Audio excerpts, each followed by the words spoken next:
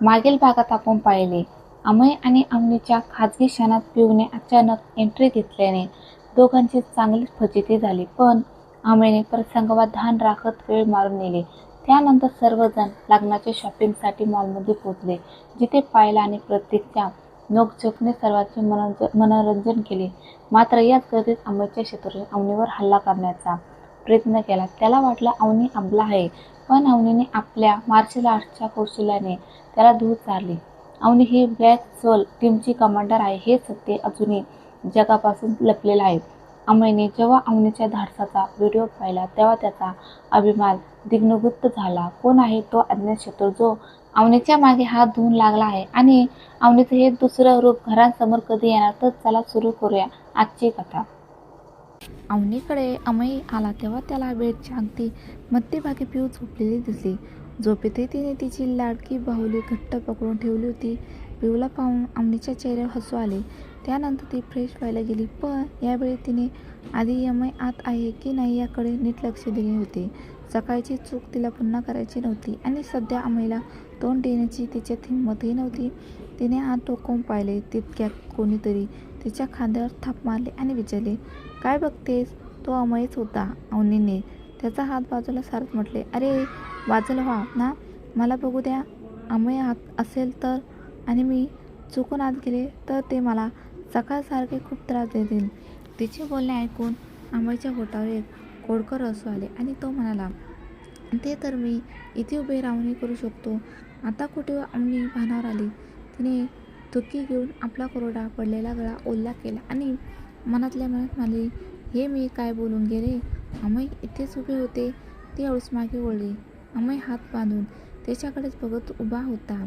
अवनीने नजर खाली झुकवली आणि ती इकडे तिकडे बघू लागली. साहजिकच ती त्याच्यापासून वाचून पळून जाण्याचा मार्ग शोधत होती, पण अमयला तिची नसानस माहीत होती. तो तिला आपल्या तावडीतून इतक्या सहज निष्ठू देणार नव्हता. अमयने तिच्याकडे रोखून बघत विचारले, काय म्हणत होतीस मगाशी? मी तुला त्रास देतो? विसरू नकोस, तू सुद्धा मला तितकाच त्रास देते.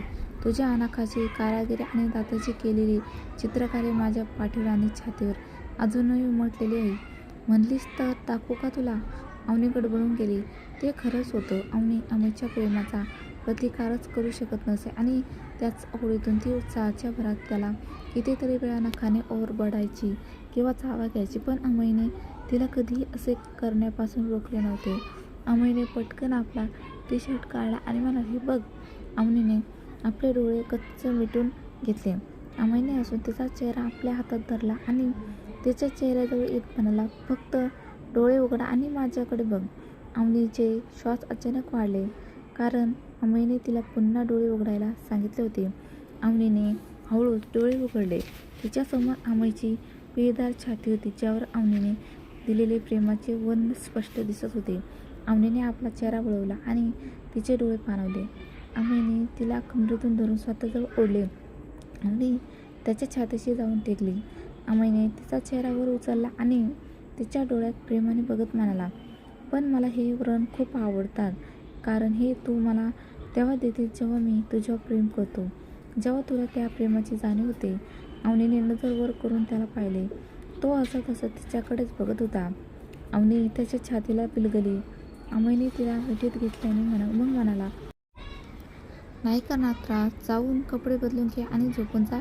अवनी हसली आणि त्याच्यापासून वेगळी होऊन कपडे बदलायला निघून गेली. अमय येऊन पिऊजवळ झोपला. थोड्या वेळाने अवनी सुद्धा आली आणि पिऊच्या दुसऱ्या बाजूला येऊन झोपली. दोघींनीही पिऊला कुशीत घेतले आणि झोपी गेली. बघता बघता दिवस खरेदी आणि इतर तयारीमध्येच निघून गेले. आता पुढच्या दिवसापासून सर्व कार्यक्रम सुरू होणार होते आणि सगळेजण त्याच तयारीत गुंतले होते. सर्वात आधी गणपती पूजन, मग मेहंदी, संगीत, त्यानंतर हळद आणि शेवटी लग्न. सर्व काही निश्चित झाले होते. अमयला कोणताही धोका पत्करायचा नव्हता, म्हणून त्याने सर्व काही घरीच आयोजित केले होते आणि आपल्या सुरक्षाकारांना व शॅडो किंग टीमच्या सदस्यांना सावध राहण्यास सांगितले होते. दुसऱ्या दिवशी सकाळी आज सर्वात आधी गणपती पूजन होणार होते. अवनी, पल्लवी आणि अपूर्वासोबत पूजेची सर्व तयारी करून घेत होती. प्रभाकरजी आणि सरलाजी त्या सर्वांना लग्नाच्या विधीबद्दल समजावून सांगत तयारीवर लक्ष ठेवून होते. पूजेच्या तयारीनंतर ते सर्व तयार व्हायला गेले आणि ठरलेल्या मुहूर्तावर सर्वजण हॉलमध्ये उपस्थित होते. अवनीने साडी नेसली होती आणि सुवासिनीचा पूर्ण साज शृंगार केला होता. तिथेच अपूर्वा आणि पल्लवी अनारकली ड्रेसमध्ये होत्या. त्या तिघी खूप सुंदर दिसत होत्या. पायलने वंदनाला हलका असा लेहंगा घातला होता आणि प्रतीकने कुर्ता पायजामा घातला होता. अमय, शुभम आणि नितीन साध्या कपड्यात होते, तर पिऊने एक गोंडस फ्रॉक घातला होता, ज्यामध्ये ती अतिशय गोड दिसत होती. गुरुजींनी पायल आणि प्रतीकला पाटावर बसवले आणि गणपती पूजनाला सुरुवात केली. सर्वजण एकाग्रतेने पूजेला बसले होते. अवनीच्या होठावर एक मंद स्मित होते. जरी तिच्या लग्नात असे विधी झाले नव्हते, तरी गेल्या लग्नाच्या वाढदिवसाला अमयने तिच्याशी पुन्हा लग्न केले. तो क्षण तिच्यासाठी सर्वात मौल्यवान होता. जरी ते दुसऱ्या संस्कृतीतील लग्न होते, तरी अवनीला त्यावेळी स्वतःची किंमत खूप जास्त वाटली होती. थोड्या वेळाने पूजा संपली आणि पायल व प्रतीकच्या हातापायांना धागे बांधले गेले. सरलाजी त्या दोघांकडे बघत म्हणाल्या, हे सोडू नका. लग्नानंतर तुम्हाला एकमेकांचे हे धागे सोडावे लागते, समजलं? दोघांनी होकार दिला.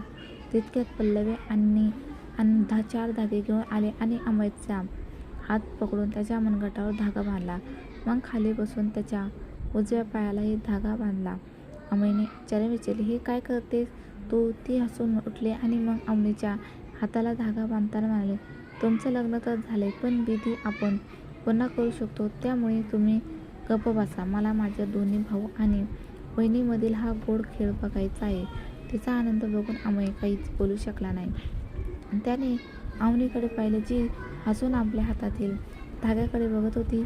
तिच्या होठावरील हसू पाहून अमयलाही हसू आले. सरलाजी अवनीला बघत म्हणाल्या, बाळा, आता उद्या मेहंदी आणि संगीत आहे, तर तू मेहंदीची तयारी बघून घे आणि बाकीचं काम इतर लोक बघतीलच. अवनीने हसून होकार दिला. सर्वांनी मिळून दुपारचे जेवण केले आणि बाकीच्या कामाला लागले. पूर्ण दिवस कामातच निघून गेला. रात्री थकल्यामुळे सर्वजण लवकर झोपले. दुसऱ्या दिवशी सकाळी पुन्हा सगळे कामात गुंतले.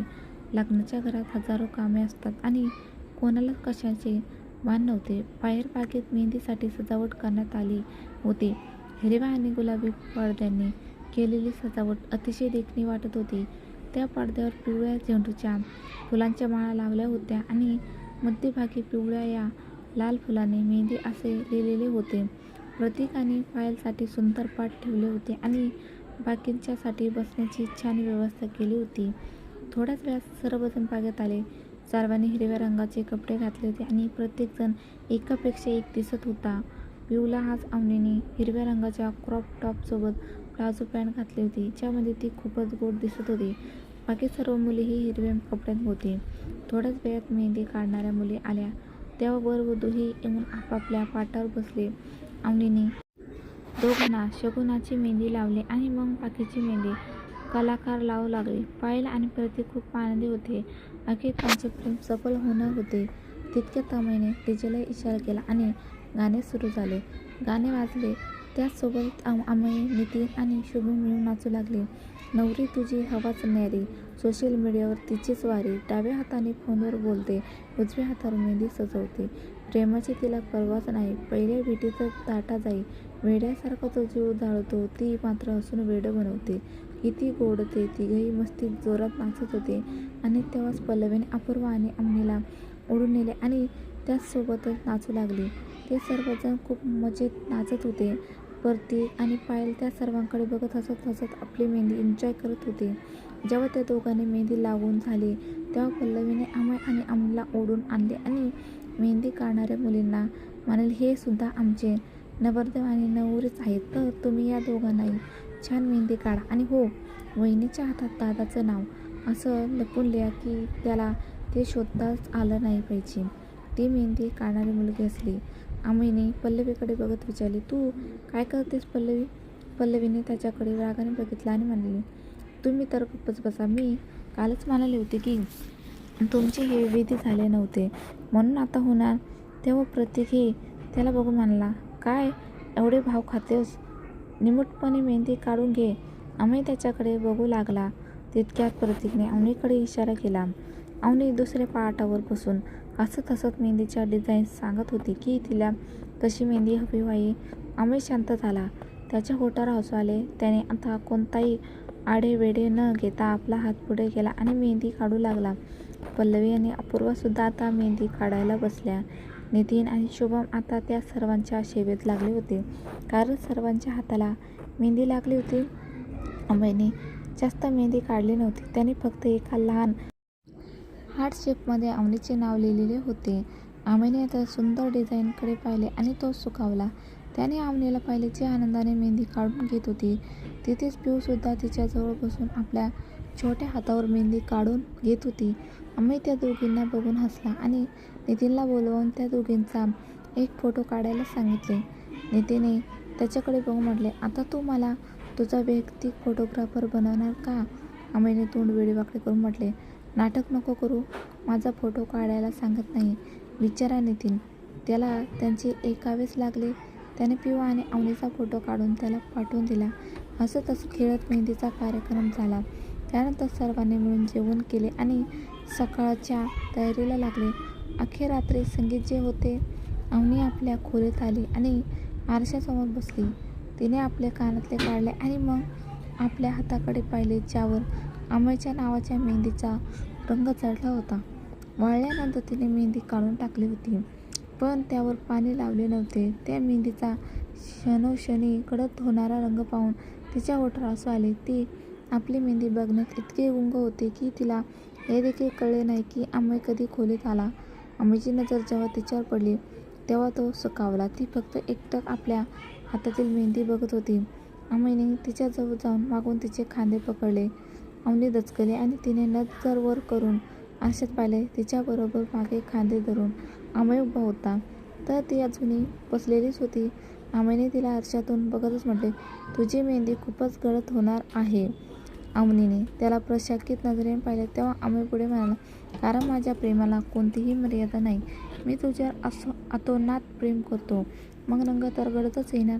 असे म्हणत त्याने झुकून अवनीच्या गालाला आपला गाल लावला. अवनीने हसून त्याच्या गालावर हात ठेवला आणि आरशात त्याच्याकडे बघत म्हणाली, मेहंदीचा रंग गडद येऊ की ना येऊ, पण हे सत्य कधीच बदलणार नाही की तुम्ही माझ्यावर खूप प्रेम करता आणि तुमच्या प्रेमाची तुलना कशाचीच होऊ शकत नाही. अमयने तिचा गाल चुंबला. अवनी हसली. तितक्यात पिऊ धावत आले आणि त्या दोघांना आवाज देत म्हणाले, आई, काका. अमय आणि अवनी बाजूला झाले आणि तिला पाहिले. पिऊ धावत आली आणि अवनीच्या मांडीवर चढली. अवनीने तिला जवळ घेतले. पिऊने हसून आपले दोन्ही हात तिला दाखवत म्हटले, आई, बघ माझी मेहंदी किती छान वाटते ना, अगदी लाल लाल. अमय हसला आणि म्हणाला, हो, किती छान दिसते. पिऊने त्याचे पुढे हात केले. अमयने झुकून तिचे दोन्ही हात चुंबले आणि प्रेमाने म्हणाले, अगदी माझ्या पिऊ सारखीच गोड आहे. पिऊ खुश झाली. तिला असं आनंदात बघून अवनीलाही बरं वाटलं. अमयने अवनीला बघून म्हटले, तू थोडा वेळ विश्रांती घे, मग संध्याकाळी तयारही व्हायचं आहे. अवनीने होकार दिला. तेव्हा अमयने पिऊ आणि अवनी दोघांच्याही कपाळाचे चुंबन घेतले. अमय संध्याकाळच्या संगीताची तयारी पाहायला निघून गेला. अवनीने पिऊला थोडा वेळ झोपवले आणि स्वतः कपडे बदलायला गेली. मग हलके कपडे घालून आली आणि पिऊ जवळ येऊन झोपली. बसून बसून तिची कंबर दुखू लागली होती. इकडे पल्लवी आनंदाने हसत आपल्या खोलीत बसून हाताची मेहंदी बघत होती. तिने हसून आपल्या हातात लिहिलेल्या नितीनच्या नावाच्या त्या येन अक्षराकडे पाहिले आणि हसून त्याचे चुंबन घेतले. तितक्यात कोणाचे तरी खोकण्याचे आवाज आले. हु हु ह. पल्लवीने गडबडून त्या बाजूला पाहिले. दरवाजाला टेकून उभा असलेला नितीन हसून तिच्याकडेच बघत होता. त्याला बघून पल्लवीला अजून जूर झाली.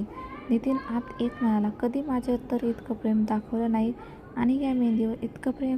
असं म्हणत तो तिच्याजवळ आला आणि तिचे दोन्ही हात हातात घेऊन तिची मेहंदी बघू लागला. पल्लवीने स्वतःचा हात सोडून घेण्याचा प्रयत्न केला, पण नितीनने सोडला नाही. तो तिची मेहंदी बघत होता आणि मग त्याची नजर मेहंदीत लपलेल्या आपल्या नावाच्या पहिल्या अक्षरावर गेली.